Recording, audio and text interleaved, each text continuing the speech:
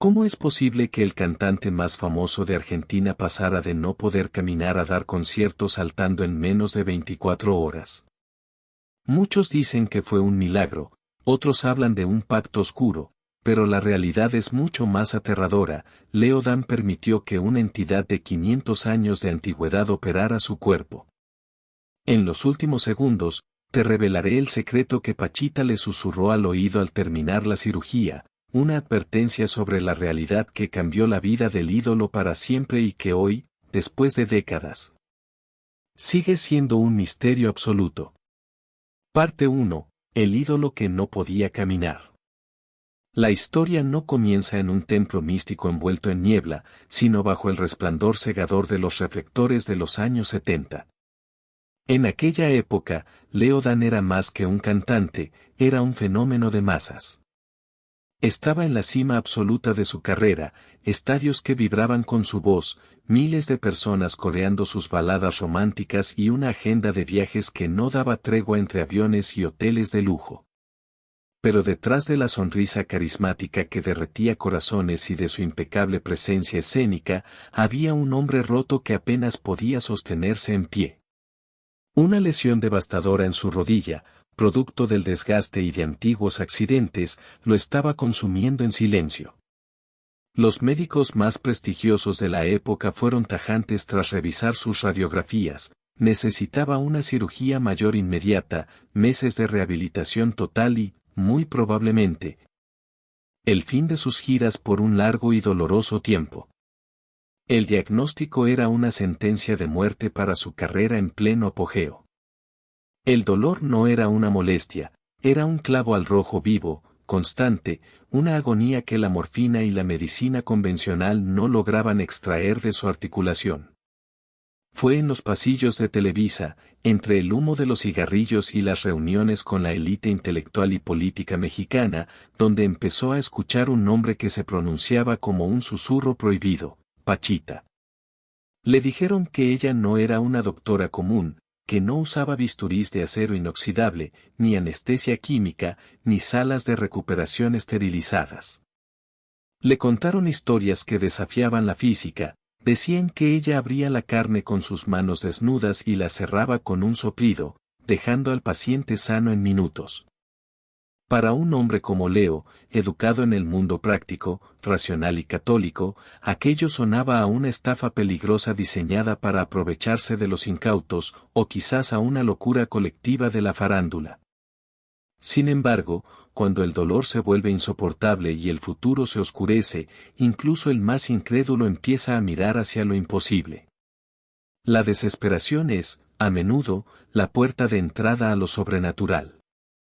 Leo Dan decidió ir.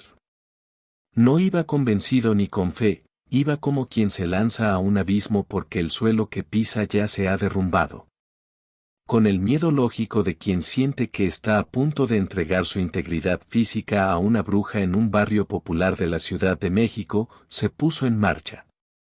Lo que no sabía es que, al cruzar esa puerta en la colonia Roma, su concepto de la materia y el espíritu estaba a punto de hacerse pedazos para siempre. Parte 2. El umbral de la Casa de las Brujas. Leo Dan llegó a la emblemática construcción de la colonia Roma, un edificio de ladrillos que parecía observar a los transeúntes, con el corazón martilleando contra sus costillas. Al cruzar el umbral, el contraste que encontró fue absurdo y desconcertante. En la sala de espera no había distinción de clases, gente muy humilde que había empeñado lo poco que tenía para viajar días desde la sierra. Compartía asientos con políticos de alto rango y figuras famosas que Leo reconocía de los noticieros matutinos. El aire en aquel lugar era denso, casi sólido. Estaba cargado de un olor penetrante a incienso de copal, alcohol de caña y algo que él no lograba identificar de inmediato, era el olor metálico del miedo mezclado con la fragancia dulce de una esperanza irracional. No se escuchaban risas, solo murmullos y el sonido de respiraciones agitadas. Cuando finalmente pronunciaron su nombre, lo guiaron por un pasillo estrecho hacia una habitación sumergida en una penumbra casi total. Allí no había lámparas quirúrgicas de luz blanca ni el brillo frío del acero hospitalario. Solo un altar saturado de velas que proyectaban sombras danzantes, algunas imágenes religiosas y, en el centro, una mujer de aspecto sencillo, robusta, vestida sin pretensiones. Emanaba una autoridad natural tan pesada que, sin darte cuenta, te obligaba a bajar la mirada. Era Bárbara Guerrero, conocida por el mundo como Pachita, pero en ese momento, su voz y su presencia ya no eran las de una mujer común. Pachita estaba en trance. Sus seguidores aseguraban que en ese instante su cuerpo biológico dejaba de pertenecerle para ser habitado por el espíritu de Cuauhtémoc, el último emperador azteca, a quien llamaban con profunda devoción el hermanito. «Pásale, hijo», dijo una voz profunda, cavernosa, que parecía vibrar desde el pecho de la mujer y no de sus cuerdas vocales. Leo, sintiéndose pequeño y vulnerable a pesar de su fama internacional, se acostó en una camilla vieja que crujió bajo su peso. Su mente de hombre moderno le gritaba que saliera corriendo, que aquello era una locura antihigiénica que terminaría en una infección mortal. Pero antes de que pudiera articular una sola duda, Pachita se acercó. En su mano no brillaba un escalpelo de titanio, sino un cuchillo de monte viejo, de esos que se usan en el campo, con el mango de madera desgastado y una hoja oscurecida que parecía haber visto décadas de uso rudo. Sin mediar palabra, y sin aplicar una sola gota de anestesia o desinfectante, Pachita acercó el acero oxidado a la rodilla desnuda del cantante. Leo cerró los ojos con fuerza, apretando los puños, esperando el grito de dolor más desgarrador de su vida y convencido de que acababa de cometer el error más grande de su existencia. Lo que sintió un segundo después, sin embargo, hizo que sus sentidos colapsaran. Parte 3. El acero que no corta, sino que entra. Lo que ocurrió a continuación es el punto donde la lógica se quiebra y los médicos se llevan las manos a la cabeza con incredulidad. Leo sintió el frío contacto del metal tocando su piel, pero en lugar del desgarro violento y el dolor punzante que esperaba, experimentó algo mucho más perturbador, una sensación de absoluta plasticidad. No era como si lo estuvieran cortando. Era como si su rodilla se hubiera convertido de pronto en mantequilla blanda o en agua densa que permitía el paso de un objeto sólido. Sin anestesia, sin incisiones previas y ante la mirada atónita de los pocos presentes que contenían el aliento, Pachita hundió el cuchillo de monte directamente en la articulación, atravesando la piel y el músculo como si no existieran. Leo Dan relata en sus testimonios que, en ese momento, el dolor simplemente no era el protagonista. Lo que sentía era una presión interna profunda, una especie de reacomodo de engranajes biológicos. Podía sentir las manos de la mujer moviéndose libremente dentro de su pierna. Eran unas manos que, según los testigos presenciales, incluyendo al científico Jacobo Greenberg, parecían multiplicarse en la oscuridad o ganar una fuerza que no correspondía a la anatomía humana, operando entre los huesos y los ligamentos con una precisión quirúrgica imposible. No hubo chorros de sangre manchando el suelo, ni el olor ferroso de una hemorragia, ni gritos de agonía que alertaran a los vecinos. El cantante se encontraba en un estado de choque hipnótico, observando de reojo cómo esa mujer removía algo en su interior con la naturalidad de un relojero experto que ajusta las piezas de una maquinaria descompuesta. «Ya está, hijo. Esto que tenías aquí ya no sirve», sentenció la voz del hermanito, mientras parecía extraer algo invisible o etéreo de la herida. Pachita retiró sus manos y el cuchillo. En ese instante, cualquier cirujano del mundo habría esperado ver una herida abierta de 10 centímetros, exposición de tejido óseo y una hemorragia masiva difícil de controlar.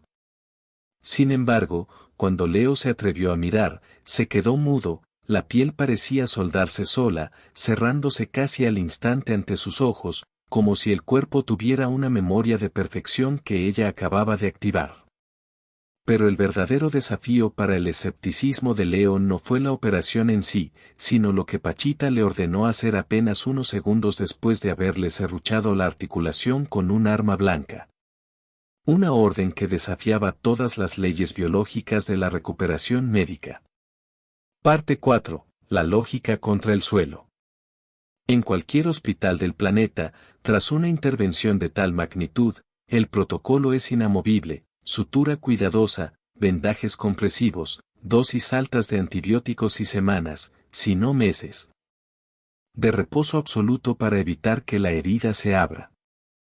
Pero en la casa de las brujas, las leyes de la física y la medicina convencional parecían no tener jurisdicción alguna. Pachita, con las manos aún calientes por la extraña energía que emanaba durante la operación, miró fijamente a Leo Dan.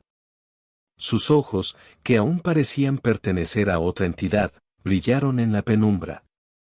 Con una autoridad que no admitía réplicas ni vacilaciones, le dio una orden que a cualquier médico le habría parecido un intento de homicidio negligente.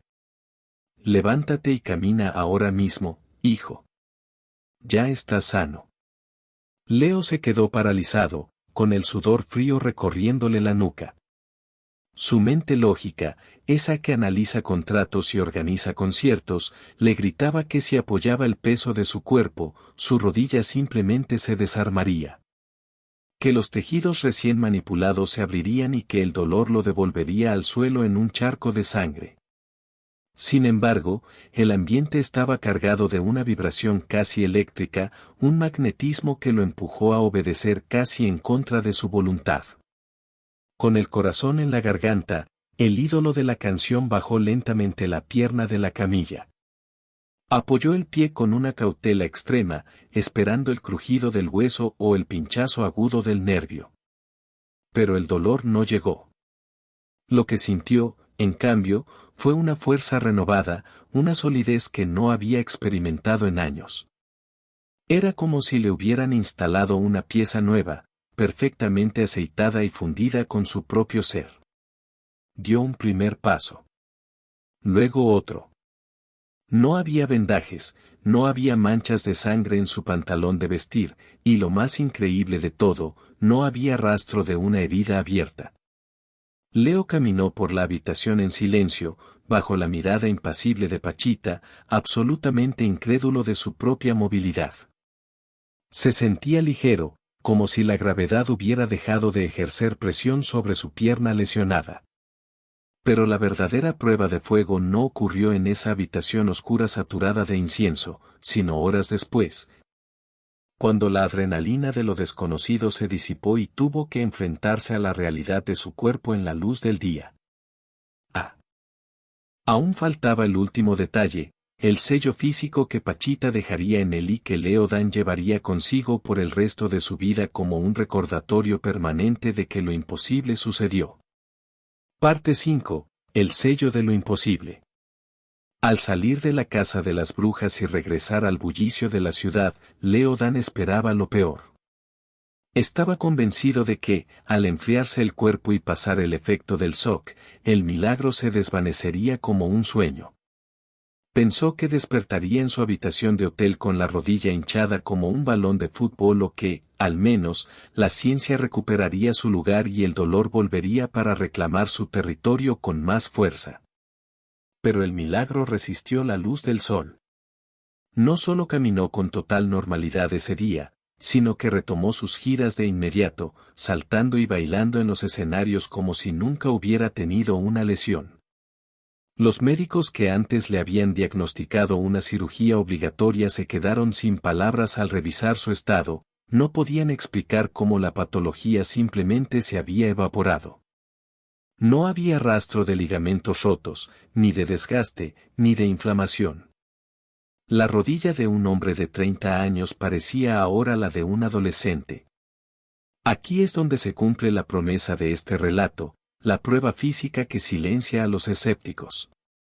A pesar de que Pachita tenía la asombrosa capacidad de cerrar las heridas con solo pasar sus manos, dejando la piel lisa, Leo Dan siempre sostuvo un detalle que desafía cualquier explicación psicológica.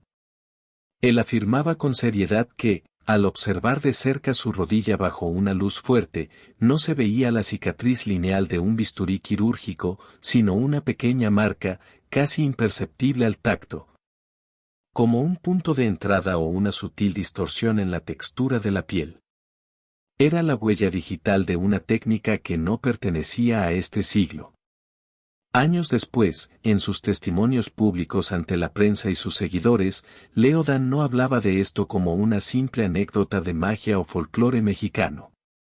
Lo describía como una intervención profunda donde lo divino y lo terrenal se tocaron. Para él, la lección fue radical: nuestra comprensión de la realidad es apenas una cáscara delgada y frágil.